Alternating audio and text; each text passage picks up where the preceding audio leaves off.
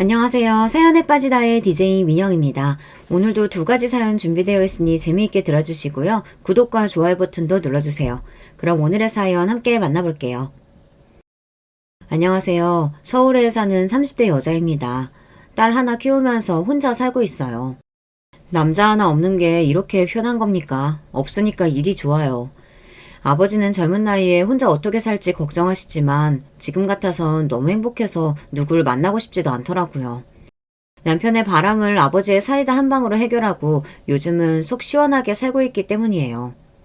어릴 때 읽은 동화를 보면 은혜도 모르는 짐승들이 많이 나오잖아요. 구덩이에 빠진 호랑이를 구해줬더니 나중에는 사람이나 잡아먹으려고 하고 말이에요.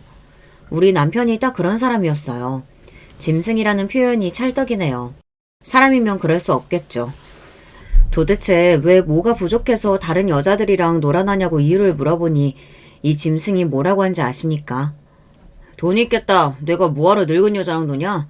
어리고 예쁜 애들이 나 좋다고 난린데 나도 이제 어린 여자랑 좀 잡아야지. 너 딸 키우는 아빠야. 어디서 그따위 말을 해?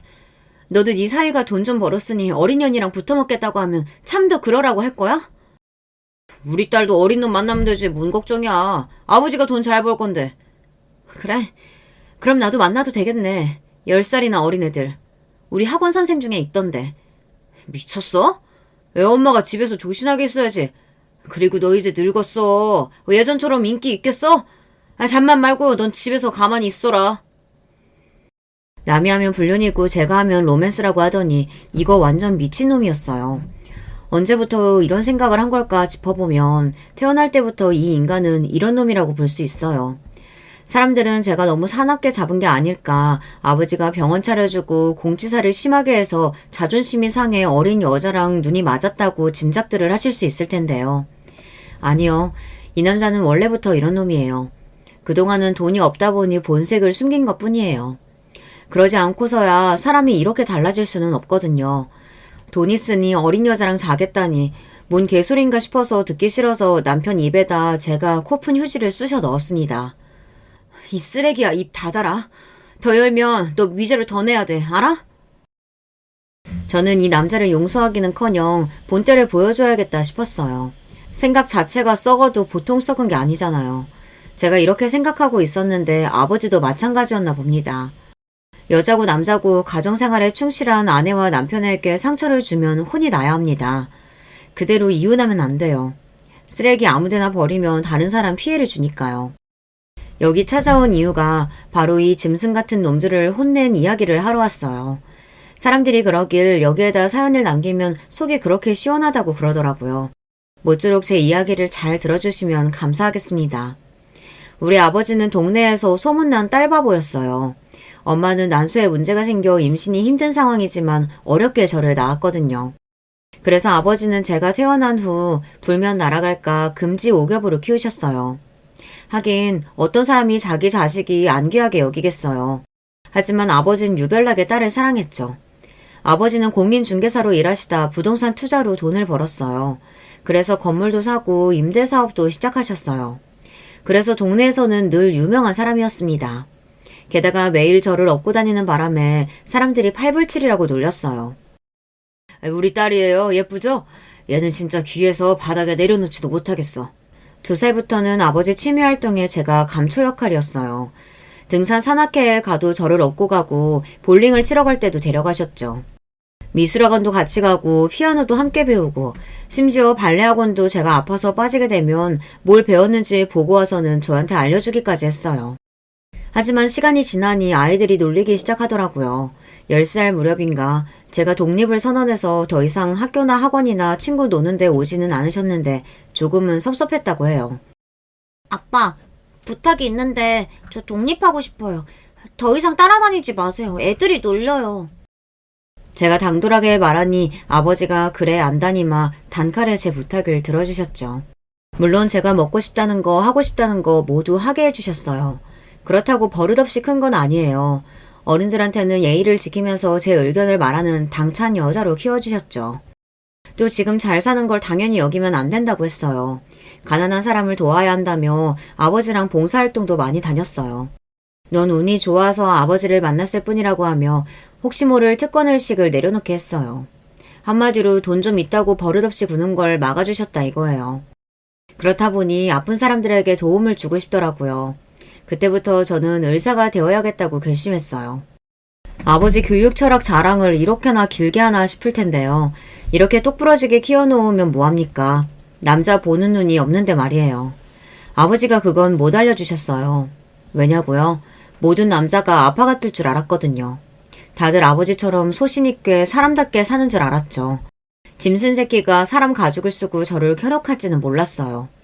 하길 그걸 분간하기 어려우니 사람마다 속 터지는 사연이 생기는 거 아닐까 저 스스로를 위로하고 있네요. 다시 본론으로 돌아가면 전 의사가 되기로 한 이상 아버지의 전폭적인 지지를 받으며 공부를 시작했어요. 재력이 있는데 공부하는 게 뭐가 어렵겠어요.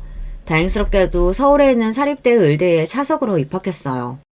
그때까지도 제 인생에 바리게이트는 하나도 없었거든요. 탄탄대로처럼 장애물이 없었는데 하지만 어느 날 브레이크가 필요하더라고요. 그동안 초등학교 때부터 의대까지 한시도 쉬지 않고 공부를 한 탓인가요?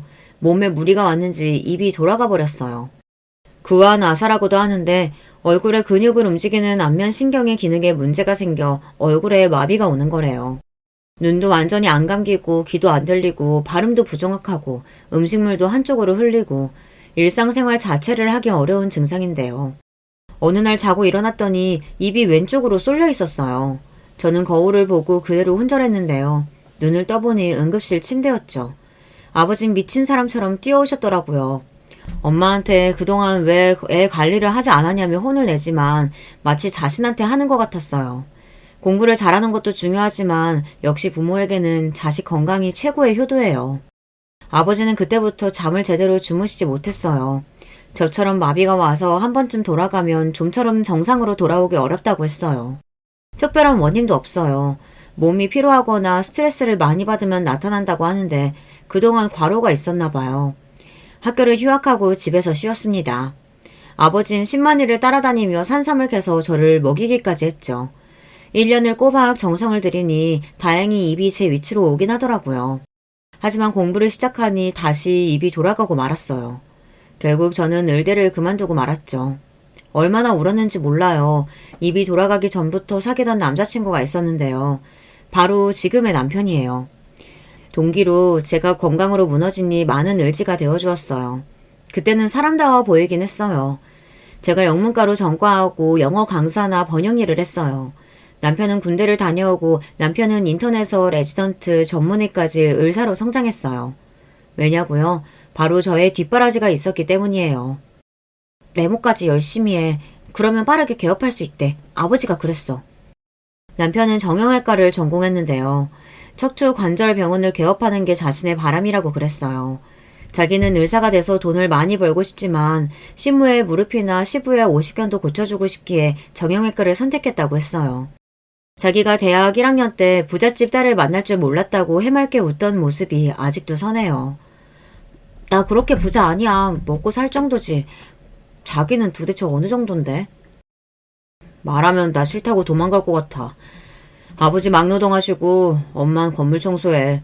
집은 반지하 단칸방이고 아버지 빚도 있어. 아주 거지 같은 환경이지.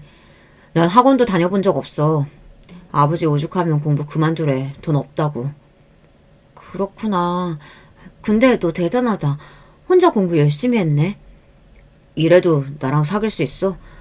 애들이 그러는데 너희 아빠는 건물주라며? 건물이 한두 개가 아니라고 하던데. 그게 무슨 상관이야. 집안 환경은 관심 없어. 내가 원하는 건 변하지 않은 마음이야. 그건 나 자신 있다. 솔직히 너니까 사귀는 거지. 내 주제에 무슨 연애냐. 자수성가한 아버지와 남편이 비슷하게 느껴졌습니다.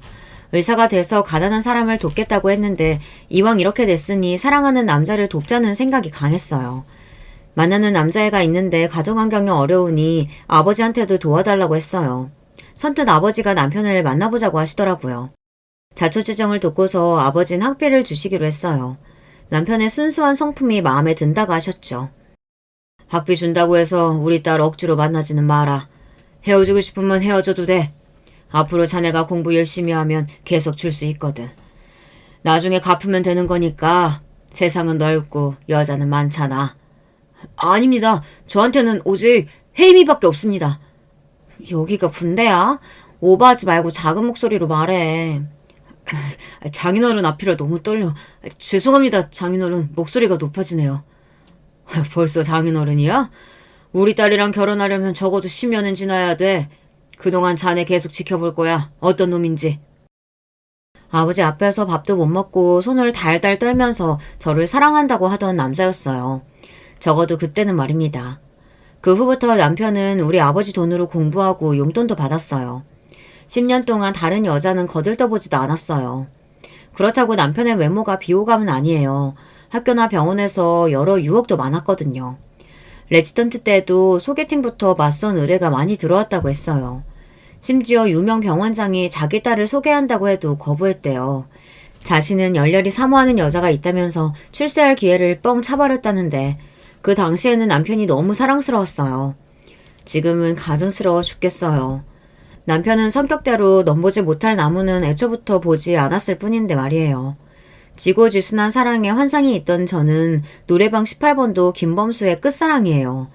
노래 가사대로 남편이 내 첫사랑이고 끝사랑일 줄 알았거든요. 저는 연애할 때도 완벽하게 남편을 믿지 않았어요. 드라마 보면 그런 거 있잖아요. 의사가 되니 애인 버리고 권력자 딸과 결혼하고 이런 거 말이에요.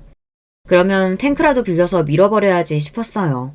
근데 이 남자 그런 유혹이 있어도 저를 선택하는 모습에 감동받고 말았던 거죠. 그럴 때면 남편은 어깨를 으쓱하며 한 번 순정은 영원한 순정이라고 말하곤 했어요. 아버지는 10년 정도 지켜봤는데 그만한 놈 없다며 결혼을 허락했죠.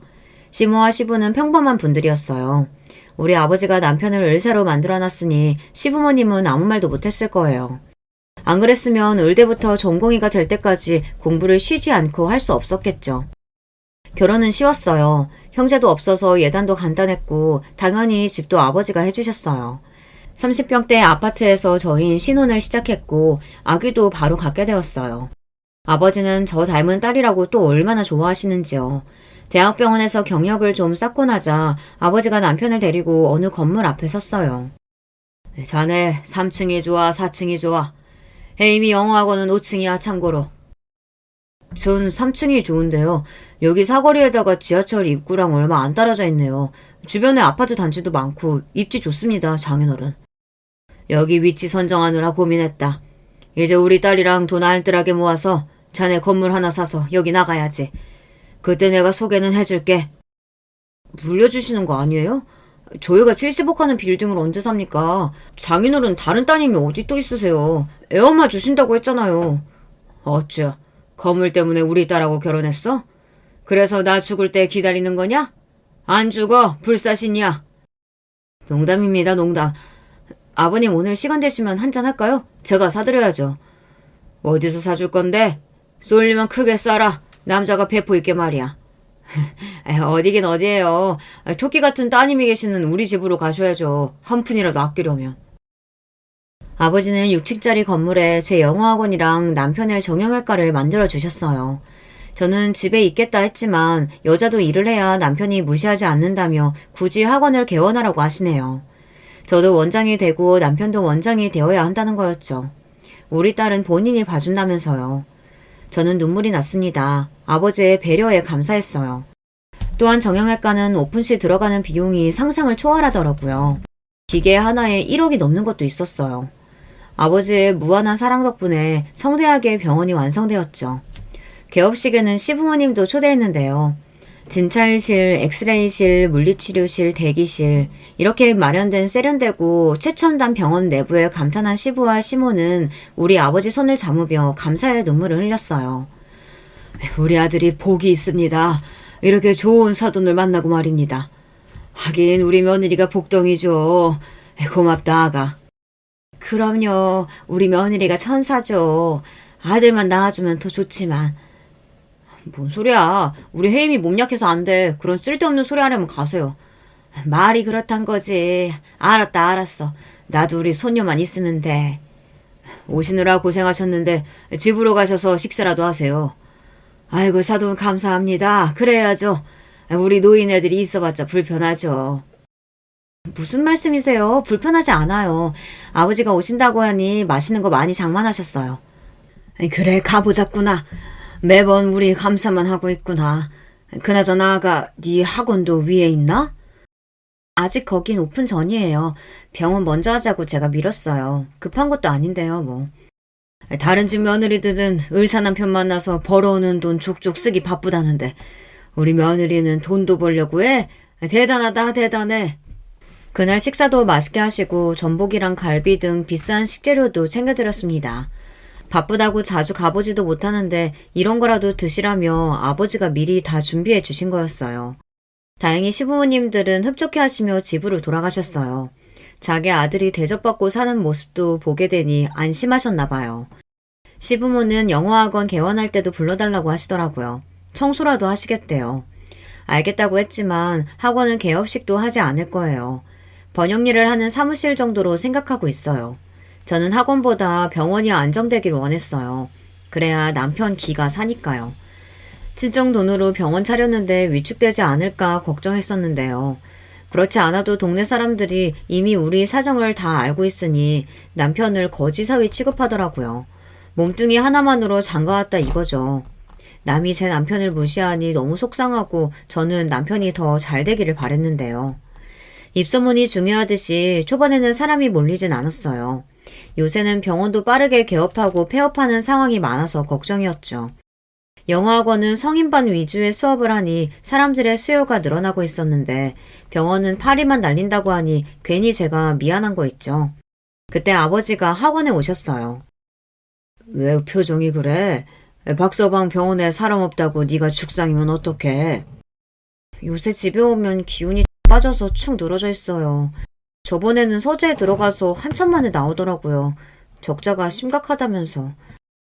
이 동네에 갑자기 정형외과들이 많이 늘어났어. 사거리 건너편에도 하나 더 생긴다고 하던데. 결국 라연이 아빠 병원만 안 되는 거잖아. 어떡하면 좋아? 간호사랑 물리치료사도 중요한 것 같아. 간호사랑 물리치료사도 중요한 것 같아. 우리 병원 직원들은 친절한 사람이 없는 것 같고. 그나저나 무슨 일로 오신 거예요? 이제 물어보냐? 맨날 제 남편밖에 모르지. 아무튼 병원 잘 되려면 홍보가 생명이야. 아버지가 갑자기 싱글벙글 웃더니 남편 병원으로 함께 내려가자고 했습니다. 아버지의 건물에서 드라마 촬영을 한 적이 있는데 그때 담당 PD랑 아버지가 친하게 지냈대요. 그러다 다른 프로그램에서 의사 섭외가 필요한 상황이 발생했는데 아버지 사위가 의사라는 말을 듣고 전화를 했다고 합니다. 아침 건강 프로그램으로 정형외과 건강 정보를 알려주면 되는 일이며 일주일에 한 번 정도 출연 예정이라며 남편의 의사를 물었죠. 당연히 나가야죠. 장인어른 정말 감사합니다. 이 은혜에 꼭 갚겠습니다. 허우대가 멀쩡한 의사가 나와서 설명까지 잘하니 시청자들이 좋아했어요. 그러다 보니 전국 각지에서 환자들이 남편 병원을 찾아오기 시작했어요. 한 달만 하기로 한 출연 계획이 6개월로 늘어났습니다. 그랬더니 더 많은 환자가 오더라고요. 병원에 환자가 없을 때는 비 맞은 개처럼 축 늘어져 있었거든요. 반년 만에 남편의 어깨가 태평양처럼 펴진 모습을 보니 제 기분이 좋더라고요.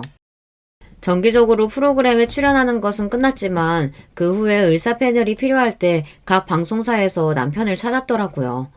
그렇게 인기가 있으니 한 회사에서 남편의 유튜브 채널을 만들고 관리해주겠다고 했어요. 이제는 방송국에 가지 않고도 의학 정보도 알려주고 병원 홍보도 하게 되었어요. 아버지는 남편의 병원을 차려주며 세를 받지 않았는데요.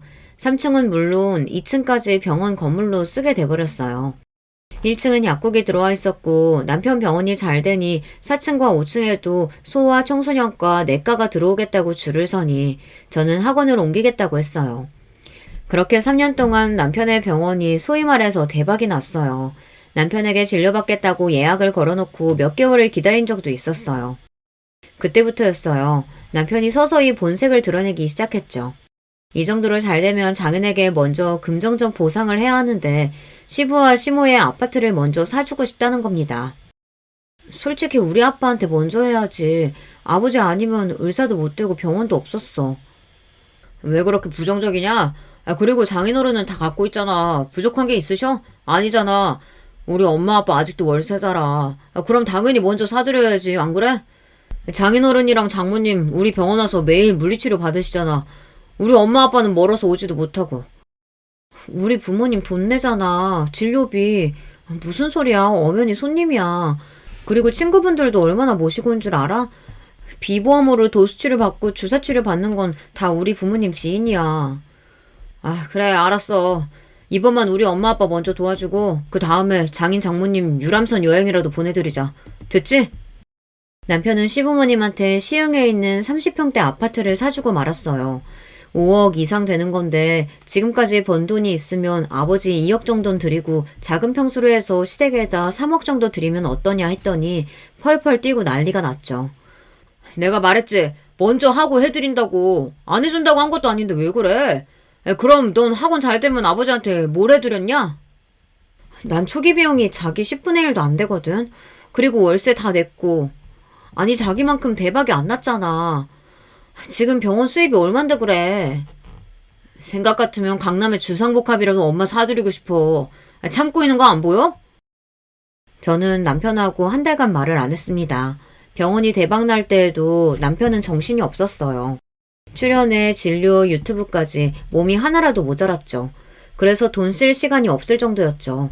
그래서 저도 아버지 먼저 해드리자 말을 못했는데 아니나 다를까 이제 월급 의사 2명을 쓸 정도로 여유가 생기자 바로 시부모님 집을 사드리다니요.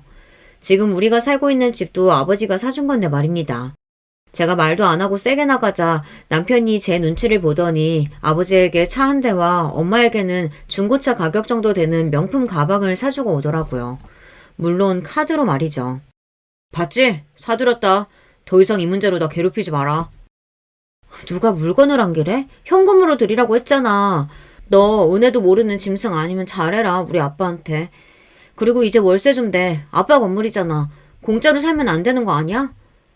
있는 사람이 더 한다고 하더니 너를 두고 하는 말인가 보다. 아, 그래 낸다. 내면 되잖아. 버는 돈이 얼만데 생활비는 왜 그대로야. 라연이 초등학생이야 이제. 생활비 그래 10배로 올려야겠다. 이제 우리도 집 옮겨야지. 너무 좁잖아. 집은 여기 살아 그냥. 나중에 아버지한테 3억 정도는 해드려. 여기 보는 사람 많아. 우리 이 동네 지방령 같은 존재야. 우리 집 저녁 메뉴까지 다 안다고. 동네 사람들한테 욕 안 먹으려면 알아서 잘해. 알겠어. 내가 꼭 해드린다. 화 좀 내지 마. 주름 생겨 이쁜 얼굴에. 저는 어이가 없어서 웃고 말았어요. 그렇게 지지고 볶고 싸워도 이때까지는 아직 금슬이 나쁘지 않았거든요. 아버지 용돈 드리라고 한 것도 남편은 잊었는지 자기 차 바꾸고 시모랑 시부차 사주고 골프채 사고 아주 난리가 났어요. 그동안 못해본 걸 신나게 하고 다니더라고요. 제가 더 이상 참지 못하고 아버지 용돈 드리라고 소리를 지르니 3억은 못 드리고 300만 원씩 용돈이라도 드린다고 했어요. 알고 보니 시댁에도 300만 원 넘게 매달 드리고 있었어요. 물론 시부모님들도 집도 필요하고 돈도 필요하시죠. 제 말은 우리 아버지한테 먼저 하라는 것 뿐이에요. 장장 20년 가까이 자기를 돕고 있는데 말이에요. 저는 아버지의 다른 건물에서 세를 얻어 학원을 차렸어요. 어르신 무료 영어 회화 프로그램도 구청과 연계해서 열게 되었거든요. 중장년 분들 12명 정도 강의를 들으러 아침마다 오시는데 어떤 할머니가 남편 병원 단골이라고 하더라고요. 갑자기 동네 소문을 아느냐고 하시는 겁니다. 남편 병원이 음탕해졌다고 하네요. 음탕이라뇨.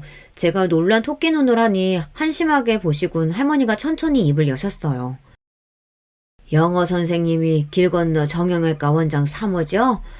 거기 무릎 때문에 일주일에 3번 이상 가거든. 물리치료 받으러. 네, 그러시군요. 무릎은 많이 안 쓰는 게 좋대요. 찜질도 많이 하시고요. 근데 거기 못 가겠어. 영 못 써. 의사는 친절하고 좋은데 간호사들이 못 쓴다니까. 거기 직원들 다 예의 바르고 좋은데 아니세요? 옛날엔 그랬는데 싹 바뀌고 나서 아니야. 옷이 너무 꽉 붙어. 눈 뜨고 못 볼 지경이야. 저는 할머니 말에 이해가 되지 않았어요. 요새 우리 부모님도 당분간 못 가셨거든요. 지방에 별장을 짓는다고 자주 내려가시는 통에 서울에 안 계시는 날이 많아서요. 저도 딸 공부 봐주고 번역하고 학원 운영하고 집안일까지 정신이 없었거든요. 그래서 그날 병원에 가보기로 했어요. 음탕이라는 단어가 내심 걸리긴 했지만요. 초등학생 딸과 함께 병원에 갔다가 저 기절초풍했습니다. 간호사들이 말이죠. 미니스커트에 가슴골이 드러난 상의까지 입고 앉아있는 거 있죠. 하얀색이라 오히려 더 야하게 보였어요. 순간 여기가 라스베가스도 아니고 라운지일 것 같이 느껴졌어요. 주변을 둘러보니 손님들은 거의 남자들이었어요. 게다가 간호사들도 제가 환자인 줄 알더라고요. 이번 기회에 새 사람으로 싹 바꾼 모양이었죠. 그래서 남편 병원에 자주 와야 하는 건가 봐요. 저는 그런 게 너무 싫었거든요. 병원도 남편 직장인이 존중해줘야 한다고 생각했는데 존중이고 뭐고 자주 와서 관리해야 되는 건가요? 아주 가관이었습니다. 간호사들이 아니라 마치 모델들처럼 앉아 있었어요. 게다가 그 중에서 어떤 간호조무사가 나와 우리 딸을 자꾸 째려보는 겁니다. 원장 사무라고 해도 태도가 영 바뀌지 않더라고요. 도대체 나를 어떻게 소개했으면 저럴까 싶었습니다. 간호자무사님 이름이 뭔가요? 왜 명찰도 안 달고 저기 할머니 침대에서 내려오는데 붙잡는 사람도 없어요. 여기 담당 간호사 누구예요? 간호실장님 안 계세요? 네?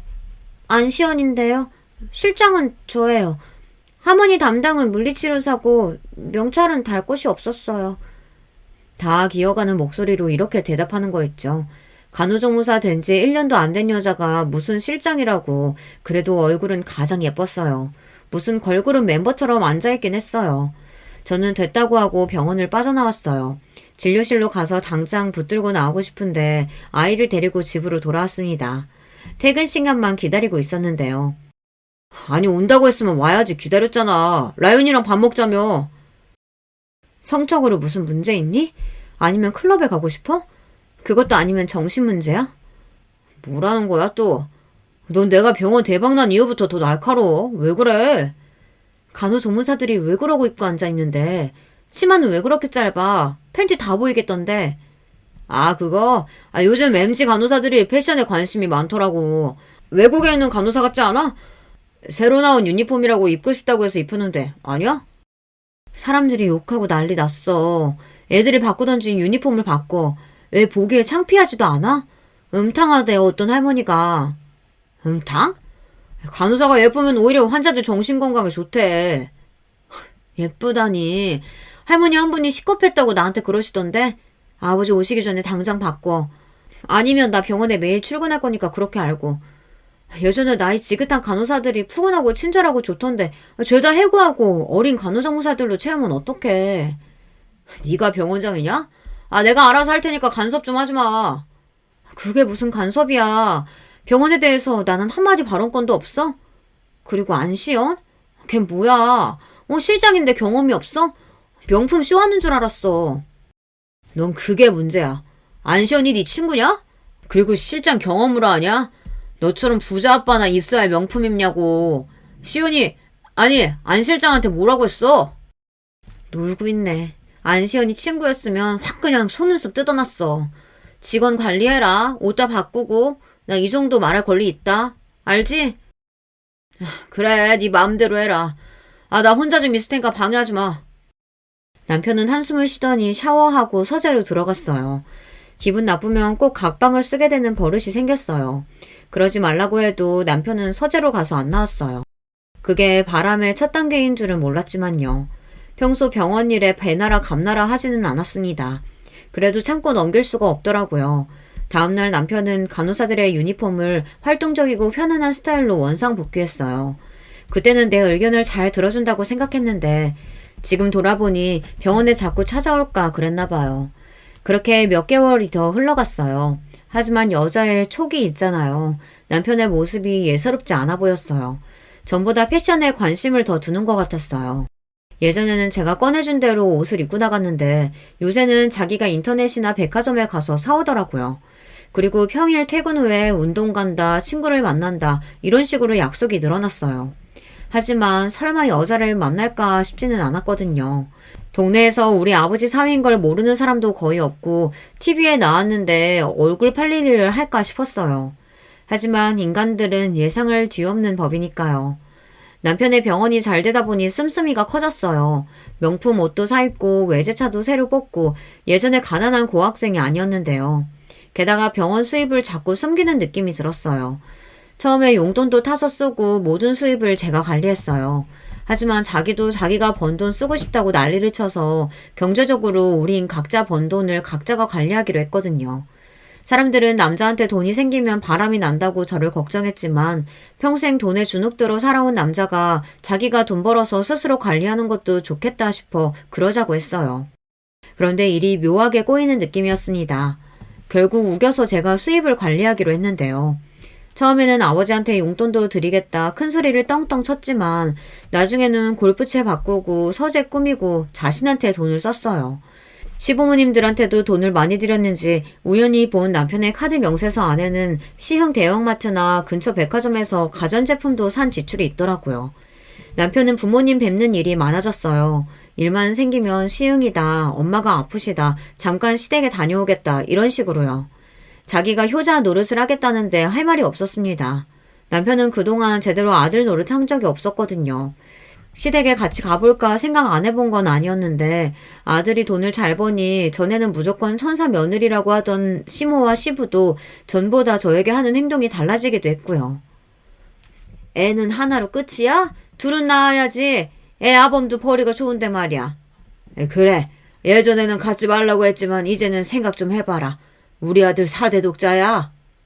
이렇게 둘째에 대한 압박에 자주 안 가게 되었어요. 남편이 알아서 할 테니 신경 쓰지 말라고 해서 아무 생각이 없었는데요. 요새는 심하게 시흥 시댁에 가는 일이 많아졌어요. 주말도 평일에도 시도 때도 없이 간다는 겁니다. 저는 이러다 시댁에 들어가서 살자고 할까 무섭기도 하더라고요. 가끔 시모가 엉뚱한 말로 어깃장을 놓을 때가 있거든요. 그래서 시모에게 전화를 했습니다.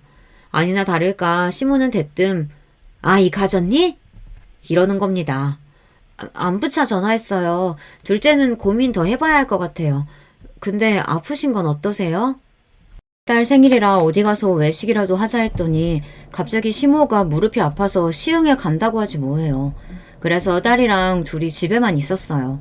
같이 가겠다고 했는데 괜히 번거롭게 그럴 필요가 없대요. 딸이 불쌍하죠. 저는 아버지의 사랑, 관심 충분히 받았는데 말이에요. 갑자기 효자가 되겠다는데 말릴 이유가 없었어요. 그런데 시모의 이야기는 달랐습니다. 그래도 며느리밖에 없구나. 아픈 건 어떻게 알았어? 애 아범도 바쁘다고 연락도 없고 라연이 생일인데 가보겠다고 하니 쌩 난리를 쳐서 안 갔다. 너희들은 우리 가는 거 안 좋아하잖아. 하긴 뭐 돈 많은 외할아버지가 있는데. 요새 저희 부모님 시골에서 펜션 짓느라고 바쁘세요. 라연이 생일 때도 못 오셨어요. 그나저나 애 아범이 자주 가니까 오지 말라고 하셨다고 해서 안 갔는데 섭섭하셨어요? 자주 오긴 저번에 월세 밀렸다고 하니까 그때 겨우 한 번 오긴 왔지. 월세요? 어머님 저번에 애 아빠가 집 사드렸다고 하던데 5억 7천이잖아요. 사주긴 네가 반대한다고 안 된다고 하더라. 사돈 먼저 드려야 한다며. 그건 맞지. 그 어른 아니면 우리 아들 의대라도 졸업했을까 싶다. 우리 월세야. 그래도 덕분에 아파트 월세지만.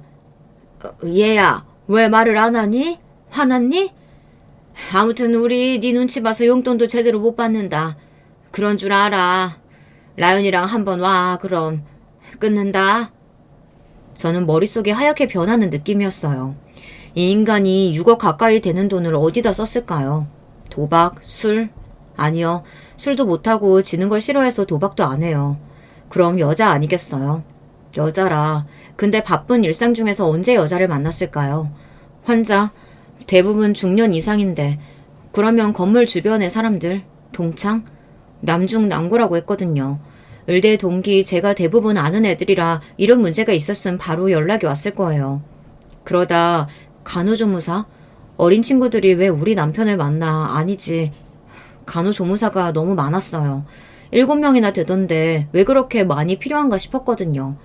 그때 병원에 갔을 때 저를 빤히 보는 간호조무사가 생각났어요. 유난히 명품이 많았거든요. 머리핀부터 목걸이 그리고 꽉 붙는 유니폼에 고급 가디건까지. 그 여자일까요? 제 육감은 그렇다고 고개를 끄덕이는데요. 찾아가서 머리채라도 잡을까 하다가 고개를 흔들었어요. 그래봤자 동네 재미있는 구경밖에 더 되겠어요. 전화를 끊고 한동안 남편의 행동을 돌이켜봤어요.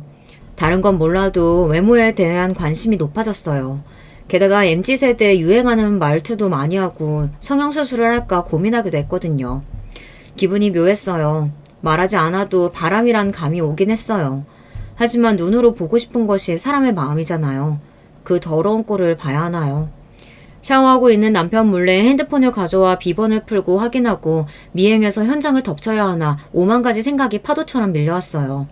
그러나 더러운 일에 에너지를 낭비하기 싫었거든요. 저는 심부름 센터를 이용하기로 했어요. 저 대신 남편 뒤를 캐는 게 훨씬 체계적일 수 있거든요. 그런데 말이에요. 전화로 상담할 때는 괜찮았는데 막상 그런 곳에 가려 하니 억장이 무너지는 거 있죠. 그날 밤이었어요. 어머니한테 차라도 한 대 사드릴까? 요새 통 걷지를 못해.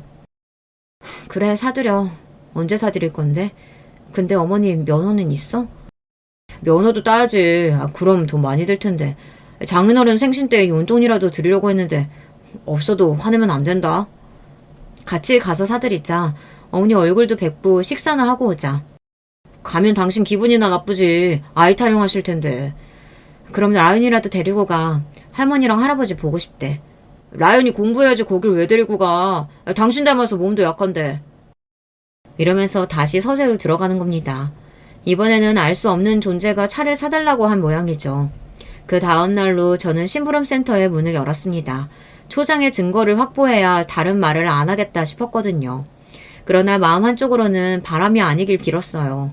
피말리는 2주가 지났습니다. 센터 방문하라는 통보를 받았거든요. 오셨어요? 2주 힘드셨죠? 그래도 증거 제대로 잡았습니다. 저는 증거라는 말에 다리가 다 후들후들 떨려왔습니다. 상대가 누군지 궁금해요. 정말 바람 피운 거 맞아요? 저의 목소리가 점점 격앙되었습니다. 센터 소장은 진정하라며 저에게 생수 한 병을 건네줬습니다. 주변에 있는 분이던데 왜 모르셨어요? 병원에는 간호조무사예요. 나이는 25살, 이름은 안시연. 여자 인스타 보니까 작년부터 사귄 것 같더라고요. 시흥 유자의 아파트 맞죠? 그리고 차도 사줬죠, 이번에. 네, 아파트 전세 얻어줬고요. 그리고 2,500만 원 차 바꿔주고. 아파트 안에 들어가 3시간 있다 나오는 사진, 시흥 대형마트에서 식사하는 사진, 정말 다시 보기 싫은 사진들을 소장이 보여주더라고요. 전 알겠다고 하면서 봉투에 증거 사진을 담았습니다. 불륜으로 이혼 준비하실 거면 저희 증거 소용없는 거 아시죠? 모쪼록 유용하게 쓰세요. 본인 일부러 자백하는 그게 최고예요. 사진 보여주시면 다 이야기하겠죠. 저는 그 길로 차를 타고 집에 오는데 왜 그렇게 눈물이 날까요? 저의 첫사랑이자 끝사랑이 서서히 막을 내려서 그런가요? 집에 들어오니 딸이 저를 보고 소리를 질렀어요. 제 입이 다시 왼쪽으로 쏠려버렸어요. 입이 돌아가 버린 겁니다. 병원에 있는데 남편이 아닌 아버지가 먼저 달려왔어요. 마침 라연이 생일 때도 못 와서 일을 대강 마무리하고 올라오셨나 봐요. 너 입이 왜 돌아갔어? 얼굴은 왜 그 모양이고? 박서방 때문에 그래?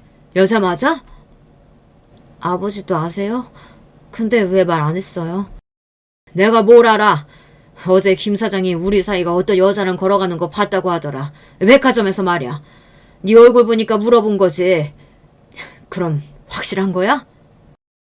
김 사장 아저씨 입 가벼운데. 아빠 죄송해요.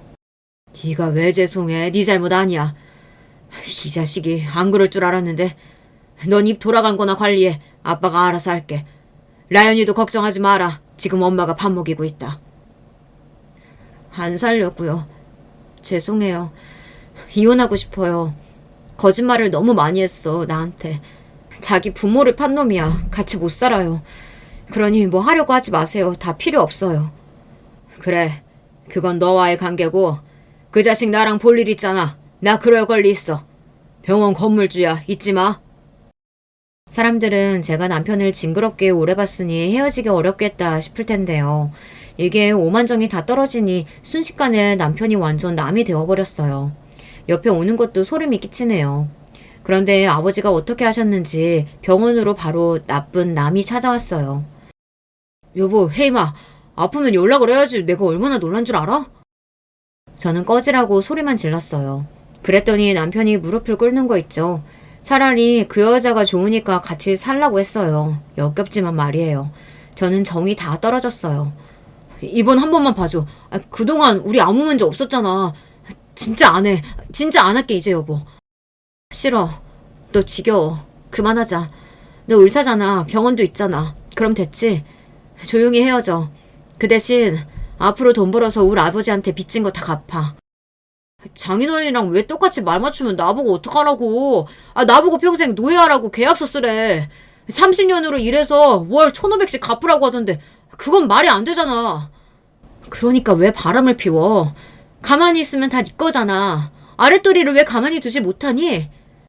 우리 대학 동기 다 바람 피워. 지우, 혜진이, 또 누구냐, 진호, 민규 다 바람 피운다고.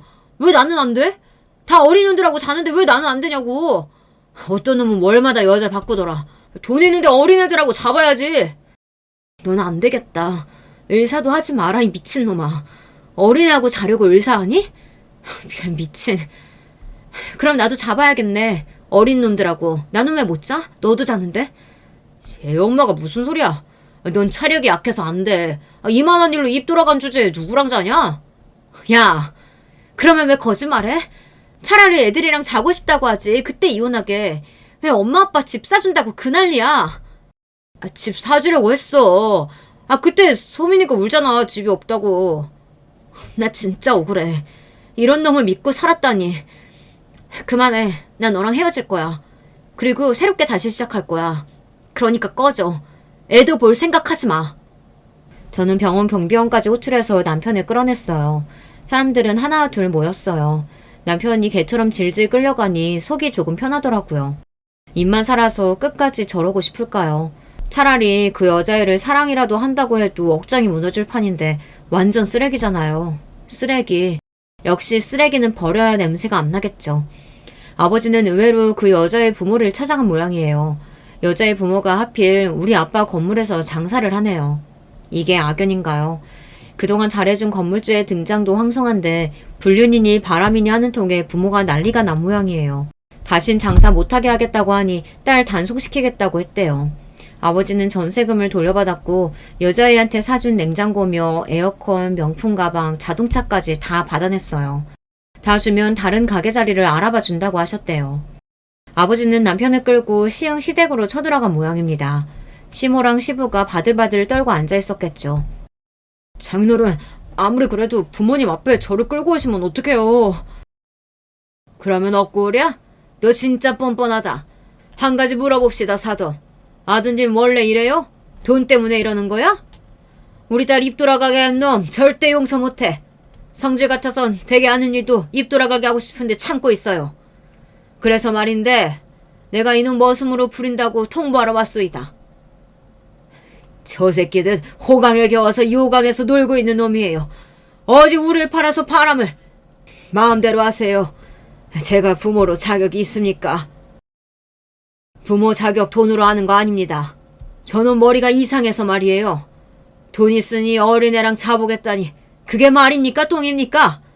그래서 봐줄 수가 없어요. 아유 미친놈아. 그냥 싹싹 빌지 입은 왜 놀려? 혜미가 좋아서 죽겠다며. 그건 거짓말이야? 좋으니까 살았지. 근데 이제는 나도 어린 여자랑. 아빠 진짜 내 생각 이상한 거야? 장인어른도 남자니까 말해보세요. 돈 있으면 저 좋다는 어린 여자들이 줄을 섰어요. 아버지 말로는 그때 시부랑 시모가 남편 뺨을 인정사정 없이 갈겼대요. 그런 생각이 있으면 혼자 살지 왜 결혼해? 왜 도움을 받아? 에휴, 부모 망신 다 시킨다. 공부 잘하면 뭐하누? 사돈어른, 우리 며느리 좋은 곳으로 시집가라고 하고 이 새끼 머슴으로 쓰시던지 마음대로 하세요. 저희 원래 평칸방 반지하러 가렵니다. 아버지! 그리고 시모가 서럽게 울었대요. 그러거나 말거나 아버지는 남편을 끌고 나왔다는데요. 아버지는 남편 불륜 까발려서 동네 망신시키고 다시는 의사생활 못하게 하려고 했지만 그건 일시적인 고통일 뿐이잖아요. 그래도 의사면허는 취소가 안 되니 다른 곳에서 의사할 수도 있거든요. 너는 그동안 내가 해준 돈 뱉어내고 가. 양육비도 내 앞에서 벌고 우리 딸 위자료도 벌어서 갚아. 그게 너한테 주는 벌이야. 싫으면 경찰에 신고하든지. 동네 아저씨들이 혜임이 입 돌아가게 했다고 너 죽인다고 하던데 어떻게 할래? 병원에 사람이 오겠어요? 소문이 나서. 그게 걱정이냐? 다른 데 얻어주면 되지. 어차피 너 여기서 쫓아내도 다른 데서 월급 을사하겠지. 사람 죽여도 을사하는데 뭐 그깟 간호조무사랑 놀아난 거 그걸로 면허가 취소되겠냐? 억울해서 안 돼. 30년은 안 돼요. 라연이 20살 때까지. 됐지? 그 대신 이혼은 한대. 이런 계약 싫으면 법으로 하던지. 난 다른 걸로 할 거야. 요새 주먹이 근질근질했는데 너 보내고 나도 가지 뭐. 그렇게 해서 남편은 제가 사는 지역 멀리 정형외과를 다시 개업했어요. 거기서 제법 돈이 들어옵니다. 주말도 없이 일을 한다고 하는데요. 웃긴 건 간호자무사 다 남자로 채워놨대요. 물리치료사 남자, 건물 청소도 남자라고 합니다. 남편은 출근하고 퇴근도 아버지에게 다 보고하고 점심값, 저녁값 타서 고시원에 가요. 그리고 수입을 우리에게 주는 겁니다. 저는 신경 딱 끊기로 했어요. 집에 그 인간이 없으니 살만한 거 있죠. 입도 제자리를 찾았어요. 간호조무사 머리채라도 잡아야 하는 거 아니냐고 엄마가 저에게 묻더라고요. 미쳤어. 그거 잡아봤자 내 손만 더러워져. 그 여자는 한 번 했으니 다른 데 가서 또 해. 내연녀도 중독이야. 중독자는 내가 처리하지 못하지. 간호일 못한대. 소문 짱났나 봐. 하긴 이 동네에서 너 건들면 어떻게 되는지 몰라. 아휴 미련한 것들. 누가 그러더라고요. 아버지 없는 사람 서러워서 살겠냐고요. 맞아요. 저는 아버지 덕분에 속도 시원해지고 입이 제자리로 돌아왔어요. 시흥 아파트에 가서 내연녀랑 난리치고 남편하고 싸우고 이런 일 안 해서 더 고마웠어요. 이혼하고도 남편은 2년째 우리 집에 돈을 가져옵니다. 아주 거짓골을 하고 말이죠. 하루는 울면서 미안하다고 집 앞에서 통곡을 하는데 안 받아줬어요. 아마 매일 밤 후회의 눈물을 흘려도 다시 그 상황이 되면 또 바람날 수밖에 없어요.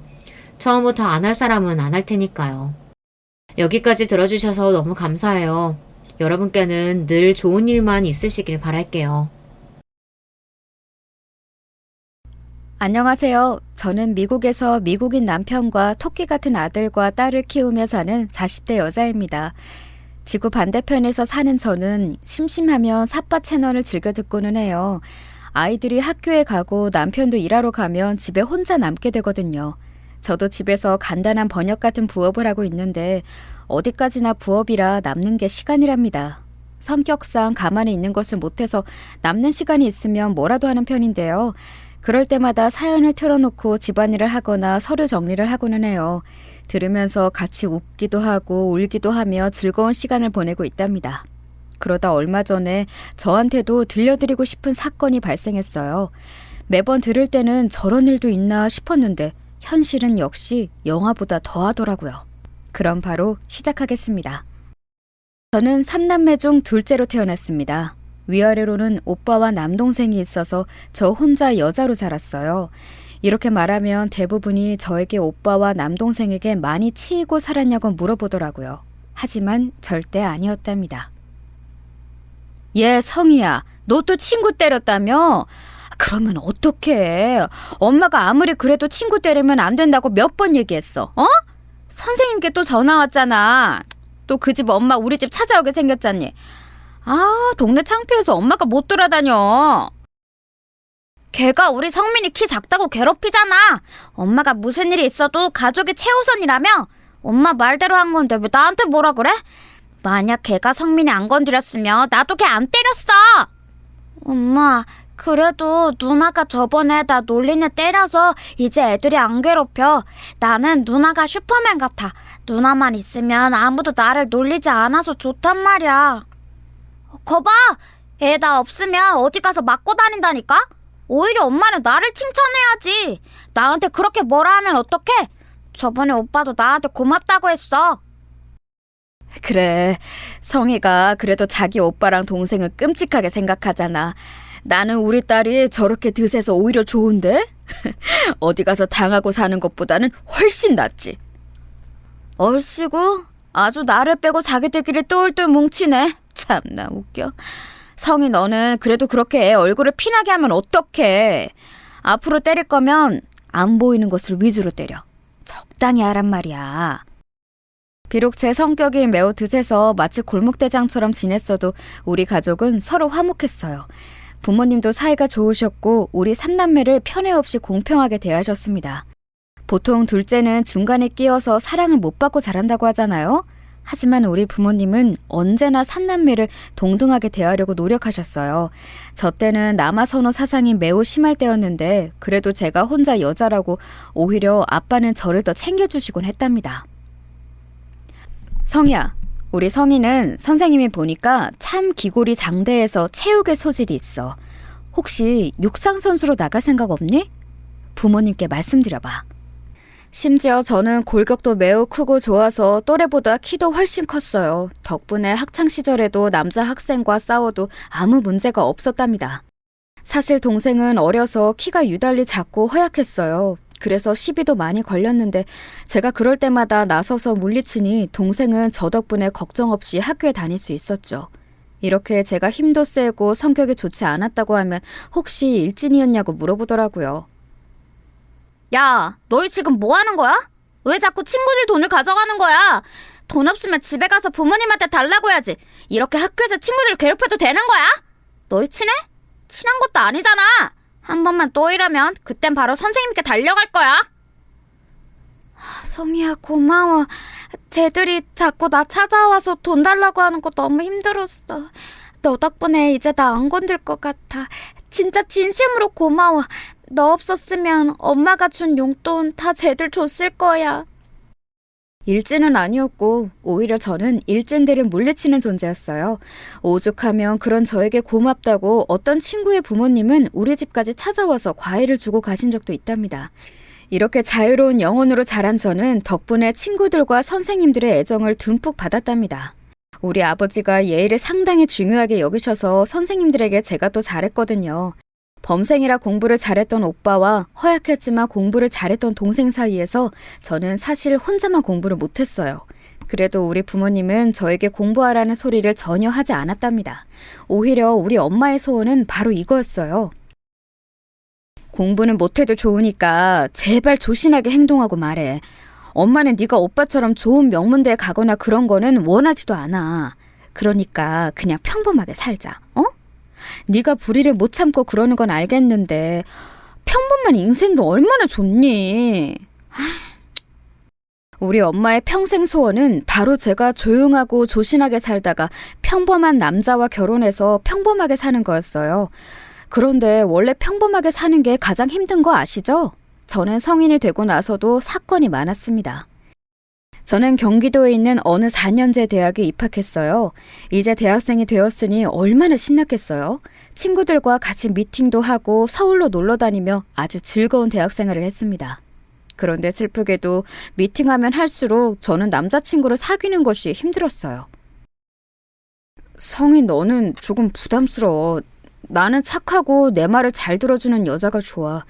그런데 너는 성격이 너무 세서 나랑 맞지 않아. 목소리도 크고 자기 주장하는 게 인간적으로는 멋있는데 여자친구를 사귀고 싶은 마음은 없어. 미안. 뭐? 내가 뭐 어때서? 나는 그냥 오빠랑 잘 지내고 싶었을 뿐이야. 그게 그렇게 부담이었어? 내가 결혼하자고 한 것도 아니잖아. 그냥 같이 재밌게 데이트하자는 건데 이게 뭐가 그렇게 부담이 됐다고 그러는 거야? 네가 지금 이렇게 말하는 것도 여자로 느껴지지 않아. 미안. 그리고 우리 집하고 학과 건물 그만 찾아와 주라. 부담스러워. 저는 처음 시작한 첫사랑도 부담스럽다는 이유로 대차게 거절당했어요. 얼마나 슬펐는지 친구들과 술을 아주 많이 마시기도 했죠. 당당하고 어디서도 기죽지 않는 성격은 우리 가족에게는 해결사라 좋았지만 개인적인 연애사에선 길을 펼치지 못했답니다. 친오빠는 제가 대학생일 때 천사 같은 새언니를 만나 결혼했어요. 우리 오빠는 어릴 때부터 조용하게 공부만 했던 사람인데 새언니도 똑같이 참하고 조신하고 여성스러운 사람이었습니다. 둘이 있는 것을 보고 있으면 참 보기 좋은 조합이었어요. 새언니는 굉장히 조심스럽고 착한 사람이었는데 그래서 당당하고 할 말 다 하는 저를 부러워했습니다. 친오빠와 새언니가 사실 신혼집을 사기당할 뻔하기도 했었거든요. 아줌마, 분명히 저번에는 그냥 알아서 도배랑 다 해준다고 했잖아요. 그런데 이런 식으로 말 바꾸셔도 되는 거예요? 그리고 왜 자꾸 말이 만날 때마다 달라져요? 이렇게 착한 사람들이라고 막 등쳐먹고 이래도 되는 거예요? 네? 동네에서 장사하면서 이러면 안 되는 거지. 알겠으니까 그만 찾아와, 학생. 학생이 결혼하는 것도 아니잖아. 뭘 이렇게 찾아와서 난리치는 거야. 내가 학생 오빠네 부부한테 절대 사기 안 칠 테니까 그만 찾아와. 부동산 거래를 하다 보면 참 황당한 일들이 많잖아요. 우리 오빠와 새언니도 억울하게 당할 뻔했던 것을 변호사도 아닌 제가 나서서 해결했답니다. 이 사건으로 새언니와 새언니네 부모님까지 다 제 편으로 만들었어요. 새언니는 그 뒤로 저만 보면 눈을 초롱초롱 뜨고 제 도움이 필요할 때마다 저를 찾고는 했습니다. 언니가 그럴 때마다 저는 내심 기분이 좋았죠. 아가씨, 이번 소개팅은 진짜 괜찮아요. 내가 사전에 물어봤는데 활발하고 당당한 여성이 좋다고 하더라고요. 그러니까 이번엔 나 믿고 한 번만 나가봐요. 우리 아가씨 이렇게 멋진 사람인데 남자들은 왜 이러는 거야. 언니 됐어요. 저번에도 그 말에서 나갔다가 그 사람이 내 성격 보고 도망갔던 거 몰라요? 언니가 저 생각해서 신경 써주는 것은 알고 참 고마워요. 그런데 저는 괜찮아요. 엄마부터 언니까지 내 연애가 최대 관심사네요. 새언니는 제가 좋은 남자를 만나 결혼하는 것을 바랐어요.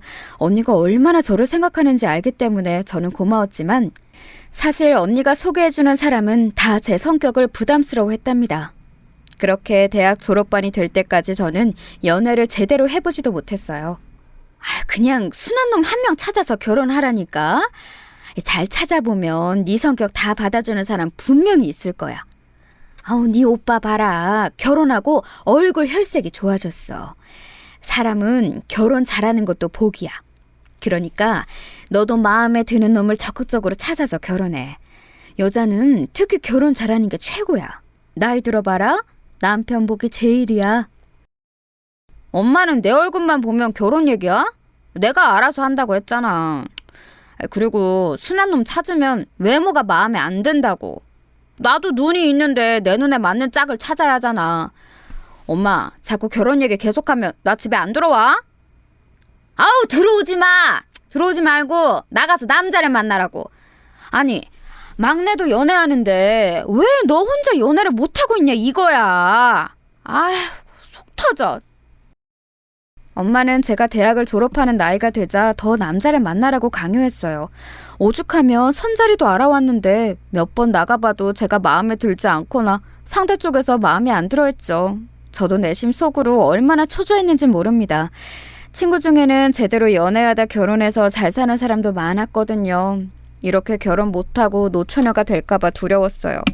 하지만 이런 저에게도 운명의 상대가 나타나게 되었습니다. 말 그대로 운명처럼 나타난 그 사람은 미국인이었어요. 그날은 제가 친구를 만나러 서울에 갔던 날이랍니다. 서울역 앞에서 만나기로 했는데 어떤 사람이 저에게 말을 걸었어요. 네네. 외국인이네. 어떡하지? 나 영어 못하는데. 어디 가는데요? 나 영어 못해요. 어디 간다고? 명동? 명동! 오케이. 이리 와요. 그 외국인은 한눈에 봐도 눈에 띄는 외모를 가지고 있었습니다. 원래 남들 일에 참견하는 것을 좋아하는 저는 영어도 못하면서 그 외국인을 도와주었어요. 영어를 못하니까 그냥 한국말로 말했는데 이상하게 소통이 되더라고요. 근데 이름이 뭐예요? 이름. 이름이 영어로... 네임이 뭐예요? 케빈! 케빈, 반가워요. 나는 성희. 그렇게 서로의 이름만 겨우 교환하고 케빈을 데리고 명동으로 갔어요. 그렇게 저는 친구에게 다시 가려고 했는데 케빈은 자꾸 저를 따라왔습니다. 왜 따라와요? 명동 데려다 줬잖아. 나는 서울역 다시 가야 돼요. 친구 만나러 간다고요. 친구, 프렌드. 왜 이래? 슬프게도 저는 영어를 잘하지 못했어요. 케빈도 아주 기본적인 한국 단어를 제외하고 한국어에 능통하지 못했죠. 그런데 너무 즐겁고 놀라웠던 점은 그런데도 대화가 통한다는 거였습니다. 단어만 말하는데도 뜻이 통했어요. 결국 저는 케빈을 데리고 친구를 만나러 갔습니다. 야, 뭐냐? 왜? 저 외국인 뭐야? 나 너무 당황스러워. 야, 너 언제부터 영어 잘했어? 나 영어 한마디도 못하는데 어떡해. 이렇게 갑자기 데려온다고? 말도 없이? 나도 오다가 만났어. 몰라, 말이 안 통하는데 자꾸 내 옆에서 따라와서 데리고 왔어. 그래도 사람은 착해 보여. 이것 봐, 혼자 웃고 있잖아. 계속 실실 웃던데? 야, 그냥 웃어. 그렇게 케빈과 우리는 말도 통하지 않았지만 아주 재미있는 시간을 보냈습니다. 집에 갈 때가 되었는데 케빈은 저에게 자기 전화번호를 알려줬어요. 얼떨결에 번호를 교환한 저는 아주 자연스럽게 케빈과 연락을 시작했습니다. 서로 영어와 한국어가 부족해서 사전을 끼고 대화했는데 그것조차 재밌었어요. 알고 봤더니 케빈은 한국으로 여행을 온 상태였습니다. 부모님이 한국과 관련된 사업을 하시는 분들이었죠. 그렇게 케빈과 저는 연인으로 발전하게 되었어요. 처음으로 만난 남자친구가 미국인이라니 친구들 사이에서 아주 유명해졌습니다. 아이, 남자를 만나라고 했더니 미국인을 만나네? 우리 딸 진짜 내 딸이지만 너는 도대체 무슨 생각으로 사는 거야? 제발 평범하게 살 수는 없어? 너 이러다 미국 간다고 하겠다? 엄마, 안 그래도 케빈이 자기 따라서 미국 가자고 하더라. 엄마 어떻게 알았어? 나 국제 결혼해서 미국 갈 거야. 엄마 사위는 미국인이고 손주는 혼혈인 거지. 신하지 않아? 뭐? 너 그런 얘기를 이렇게 아무렇지 않게 한다고? 내가 진짜 너 때문에 미치겠어. 아이고! 여보, 빨리 여기 와서 앉아봐. 당신 딸 미국 간대. 내가 미쳐. 머리야. 도대체 누구 닮아서 이런 거야? 딸, 자세히 얘기해봐. 미국을 간다고? 너 그 미국 놈이랑 결혼해서 미국 간다고? 언제 정한 거야? 왜 그걸 지금 얘기해? 제발 뭐가 결정되면 엄마랑 아빠한테 얘기하라고 했잖아. 어젯밤에 프로포즈 받았어. 그러니까 지금 얘기하지. 엄마랑 아빠가 그랬잖아. 내 성격 다 받아주는 사람 있으면 결혼하라며? 그게 케빈이야. 한국에는 내 성격 좋아하는 남자 없잖아. 운명의 상대를 만났으니 내가 미국을 가는 게 맞지. 아유, 미치겠다. 미치겠어. 당장 그놈 데리고 와. 지금 우리 집으로 오라고 연락해. 여보, 당신은 빨리 첫째랑 며느리 불러. 가족회의 해야지. 하루도 조용하게 넘어가는 날이 없어. 응? 그렇게 케빈을 집으로 불러서 얘기하는데 저를 제외한 가족들은 영어를 잘하지 못했어요. 오빠와 새언니가 공부를 잘하긴 했어도 회화랑 시험 영어는 완전히 다른 영역이었죠. 케빈은 특유의 웃는 얼굴로 어색한 한국어로 말했습니다. 나 성이랑 결혼해요. 미국에 갈 거예요. 성이랑 나랑 운명이니까 결혼합니다. 케빈의 어색한 한국어를 듣고 부모님은 넋이 나간 표정이었습니다. 하지만 엄마랑 아빠도 알고 있었어요. 제가 한다면 아무도 못 말리는 고집의 소유자였고 또 그렇게 대학 내내 결혼할 남자를 찾았어도 찾지 못했다는 사실을요. 그렇게 얼떨결에 저와 케빈은 한국에서 결혼식을 올리게 되었습니다. 케빈의 부모님이 미국에서 한국으로 오셨는데 그래서 우리 가족은 급하게 기초 영어 회화를 배우기도 했어요. 중간에서 영어와 한국어를 서로 통역하느라 힘들었지만 즐거웠습니다. 그렇게 결혼하고 저는 미국으로 가서 살게 되었죠. 케빈의 부모님은 알고 봤더니 미국에서 아주 큰 사업을 하고 있었어요. 케빈을 만나며 돈이 꽤 있는 것 같다고 생각했는데 생각보다 더 큰 회사였습니다. 덕분에 미국에서 사는 삶은 상당히 만족스러웠어요. 행복한 신혼생활을 보내면서 아이도 2명이나 출산했고 평범하게 살고 있었어요. 성희야, 엄마랑 아빠가 몸이 갈수록 점점 늙는 게 느껴지는데 우리 딸 얼굴을 잘 못 보니까 너무 속상해. 케빈하고 한국에 들어와서 몇 년이라도 살면 안 되겠니? 평생 미국에서 살면 엄마랑 아빠는 이렇게 1년에 겨우 한두 번만 보며 살아야 해? 나도 엄마랑 아빠 너무 보고 싶어. 미국 생활도 행복하고 시부모님이나 케빈이 잘해줘서 좋은데 그거랑 별개로 한국이 되게 그리워. 케빈하고 얘기해보고 결정되면 알려줄게. 케빈이 일 때문에 한국 오는 게 힘들면 내가 애들 데리고 혼자라도 가야지. 미국에 온 지 5년 정도가 지났을 때 부모님이 저를 많이 찾기 시작했어요. 그러면서 저도 동시에 향수병이 심해질 때라 한국에 가고 싶더라고요. 케빈하고 얘기했더니 케빈은 제 의견을 존중했습니다. 그런데 케빈은 시아버지의 회사를 물려받을 입장이라 오래 미국을 떠날 수가 없었어요. 결국 저는 부모님의 집으로 아이 2명을 혼자 데리고 가게 되었습니다. 아직 아이들이 어릴 때라 초등학교에 들어갈 때가 되면 미국에 다시 오는 것으로 결정하고 한국으로 떠나게 되었죠. 케빈은 시간이 날 때마다 한국에 오기로 결정했어요. 그렇게 친정에서 살기 시작했는데 처음에는 아무 문제가 없었어요. 오랜만에 본 부모님은 세월이 야속하게도 많이 늙으셨더라고요. 그래서 케빈 돈으로 여기저기 많이 놀러 다녔고 딸 노릇을 제대로 했습니다. 우리 가족에게 불행은 더 없을 것 같았죠. 그런데 한 가지 사건이 발생하게 되었습니다. 아니 막내야, 뭐라고? 이게 무슨 소리야? 얌전한 고양이가 부뚜막에 먼저 올라간다더니 뭐? 여자친구가 임신했다고? 아유 세상에. 아 여보, 성희야 어떡하니?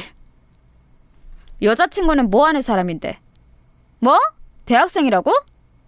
몇 개월이야? 8개월? 야, 너는 이제껏 8개월이 될 동안 얘기를 안 하고 도대체 뭐 한 거야? 제정신이야? 아, 속 터져. 인간아, 이 망할 놈아. 엄마, 오빠 부부 불러. 가족회의 하자. 3남매 중 제일 순하고 조용했던 막내가 벼랑간 사고를 쳤거든요. 어렸을 때 너무 순해서 엄마가 공격성을 배우라고 일부러 운동 도장에 보낼 정도로 조용했던 막내였어요. 유난히 작고 말라서 괴롭히는 사람도 많았죠. 그래서 제가 그런 친구들을 대신 싸워서 혼내줄 정도였는데 그런 막내가 무려 6살이나 차이 나는 대학생 여자친구를 데려왔어요. 그것도 임신 8개월이라 지울 수도 없는 상태였죠. 막내는 대학원에 다니고 있던 상태라 둘은 모은 돈이라고는 없던 상태였습니다.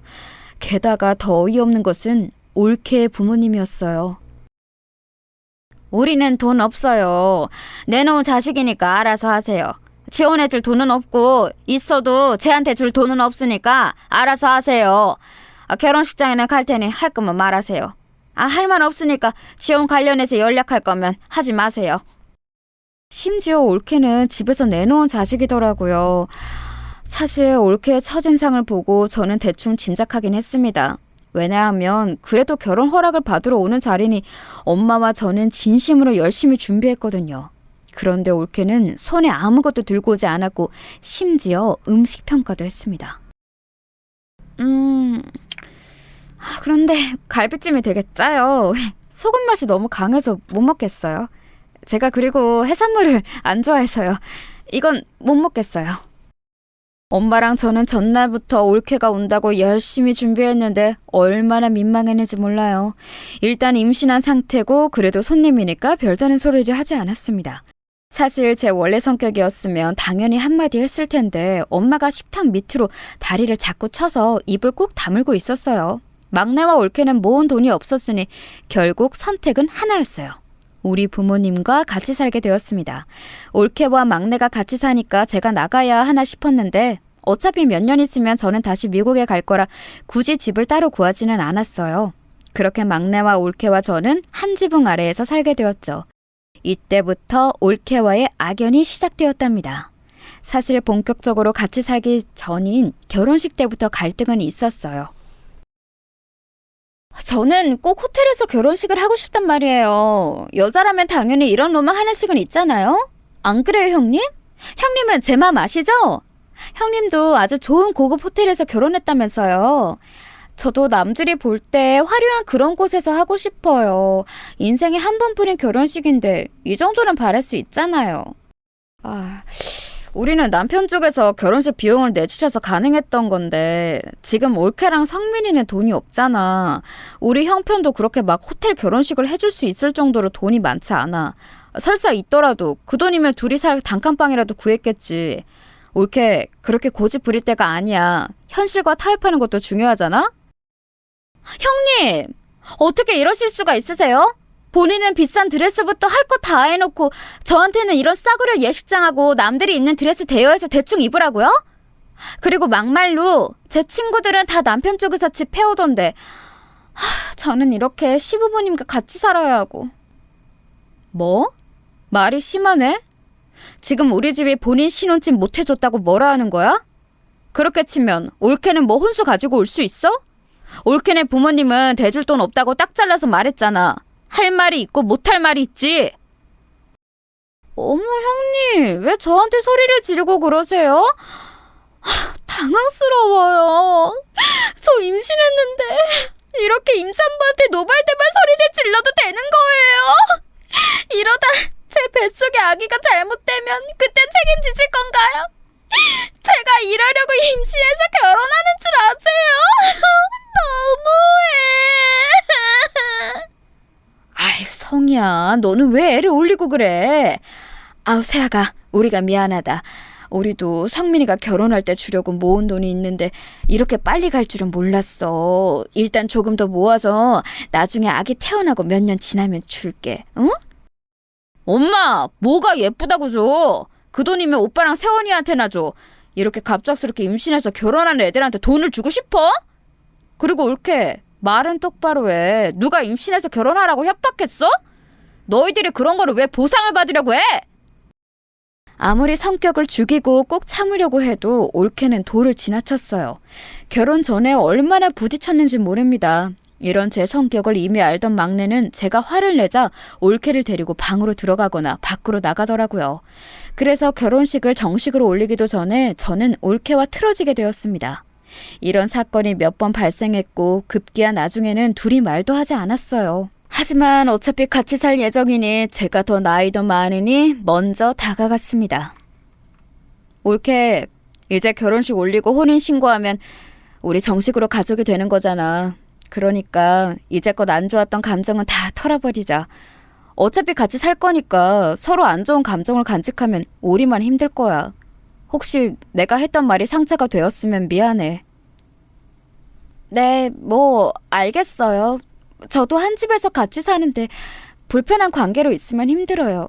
그럼 우리 잘 지내봐요. 그렇게 올케와 저는 화해 아닌 화해를 하고 같이 살게 되었는데 결혼식을 올린 후가 더 문제였어요. 올케가 임신한 상태로 결혼식을 올렸고 그래서 얼마 지나지 않아 출산까지 하게 되었습니다. 올케의 친정에서는 정말 하나도 도와주지 않았어요. 그래서 우리 집에서 조리원 비용도 대주었고 도우미 비용도 냈습니다. 우리 엄마는 맏며느리가 출산했다고 손수 시장에 가서 한우도 사오고 미역국도 끓여주셨어요. 그런데 아이를 낳아본 분들은 아실 텐데 신생아를 키우는 게 진짜 쉬운 일이 아니거든요. 올케는 본인이 낳은 아기면서 아기를 제대로 돌보지 않았어요. 형님은 2명이나 낳아보셨으니 신생아 돌보는 게 쉬우시죠? 아, 부러워요. 저는 출산하면서 너무 힘들어서 피곤해요. 형님이 아기 좀 돌봐주세요. 저 조금만 잘게요. 올케는 자기 아이면서 저한테 대놓고 맡기기 시작했어요. 처음에는 오랜만에 신생아를 보니 저도 귀여워서 먼저 나서서 봐주었는데 나중에는 제가 조카의 엄마가 된 기분이었습니다. 올케는 맨날 아기를 나랑 엄마한테 맡기고 혼자 누구랑 저렇게 전화하는 거야? 안 되겠어. 한마디 해야겠어. 누가 임신하고 출산하라고 시켰어? 본인이 좋아서 해놓고 저렇게 나 몰라라 해도 되는 거야? 양심이 어딨어? 아우, 예성이야. 네가 참아. 아직 어리잖니. 저 나이 때는 그럴 수도 있지 뭐. 우리가 그냥 돌보자.